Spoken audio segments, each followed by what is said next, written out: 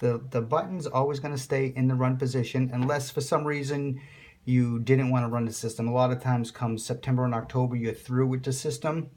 All you have to do is put it to off. Okay. You do have the rain sensor, so it will shut off automatically when it does rain out. If for some reason you want to seed and you want to override the rain sensor because you're nervous that we get a little shower at night and it's going to shut down your system, there's a bypass switch here. So it's up for bypass. Put it down for active. Okay, and you see how the rain sensor's wet from the rain we got the other day. So to run it, we'll want to put it in bypass. Because you want it to be running right now, or get it going. To get it going, right. And depending upon when your landscape is going to work, you don't necessarily need to water right now. So when I leave, we could put the clock in the off position. And then you can just switch it to run because it'll be all programmed for when the guys come. So to set the current date and time, like I said, this will always stay like that. Turn the knob to set current date and time. It's flashing for the year. Everything is done with the plus and the minus. When you get to the year you want, the forward arrow to the right, and the book explains it to you too. Push that, moves you over to the month, plus and minus to your right month. You happy with that? Plus sign to the day. I believe today's the 29th. So then you just stop on the 29th. It'll say the day, Friday.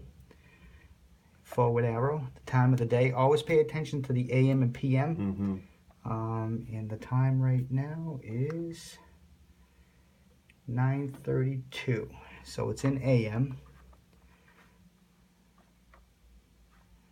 9 forward minutes. Stop at 32. Okay, and that's all that does. Now the start times is what time do you want the system to initially start in the morning? Most systems start around 5 or 6 a.m. So let's put you in for 6 a.m. How about a little earlier than that? Like 4? 4? That'd be fine. Yep. So you just hold it down and you can see the AM and PM. And it works with 15-minute increments. Make it 4:30, actually. Okay, so we got 4:30. That's perfect, yeah. That's all you need to do there. If the landscapers wanted a second start time for some reason, you just hit the forward button. Hit the forward button, and it's going to say Program A start time 2. And then you can put another start time in using the plus and the minus. And again, the book is great. It will walk you through it. But for now, we'll keep it in for the first start time. And that's all that is. Now, the run times is how long do you want every zone to run for. So you turn it to that. Zone number 1, let's start everything for this time of the year for 10 minutes. Okay, that's zone number 1, 10 minutes. Then you hit the forward arrow to zone number 2. Forward to 3. Oops. Goes quick.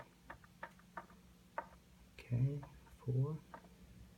How many zones do you have? I forget. I think it's either 3 or 4, but I'll put you in for 4. Just so we know. All right, now the days to water.